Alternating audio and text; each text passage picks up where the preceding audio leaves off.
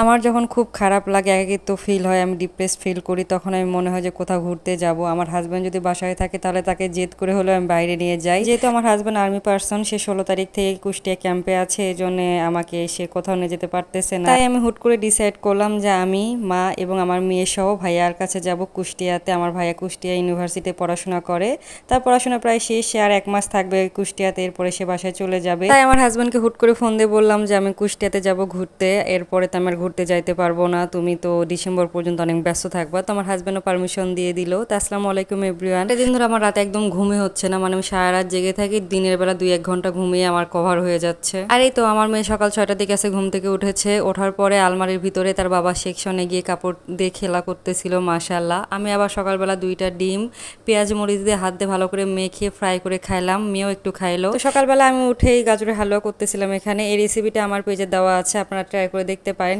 সসপ্যানে soybean তেল বা আপনারা ঘি যেটাই খান সেটা দিয়ে একটু কয়েকটা মশলা দিবেন এখানে, তেজপাতা, দারুচিনি, এলাচ এবং কালো এলাচ, সাদা এলাচ দুইটাই অ্যাড করে একটু ভেজে নেওয়ার পর আগে থেকে গ্রেট করে রাখা গাজরগুলো দিয়ে একটু ফ্রাই করে নিব। এখানে 1 কেজি গাজরের মতো না স্যার, আমি 2 কেজি দুধ ইউজ করেছি।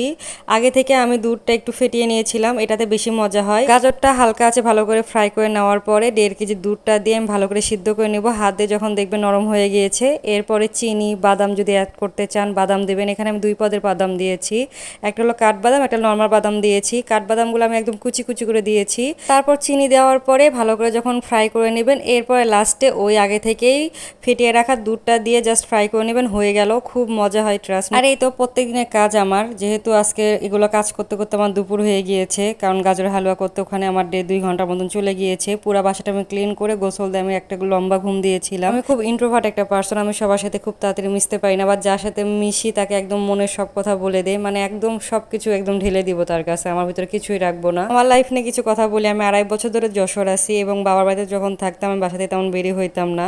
এখন আমি এখানে 2.5 বছর ধরে আছি, আমি নিচে কখনো প্রয়োজন ছাড়া যাই না। আমার হাজব্যান্ড যখন বাসায় থাকে না তখন আমি নিচে জাস্ট ময়লা ফেলানোর জন্য যাই। এক কথায় আমি ঘরবন্দি একটা মানুষ। আমার কথা হলো সারাদিন বাসায় রান্না বান্না করবো, বাসায় সবকিছু গোছাবো, কিন্তু বাহিরে গিয়ে এর নামে ওর নামে কথা রটানো বা ঝগড়াঝাটি আমার কাছে একদম ভালো লাগে না। আমি নিজের জীবনে একদম বিন্দাস। আমি ঘুম থেকে উঠেছি সন্ধ্যার দিকে, দেখি আমার মাও খাবার খায়নি আজকে কলিজা ভুনা করেছিল আমার মা।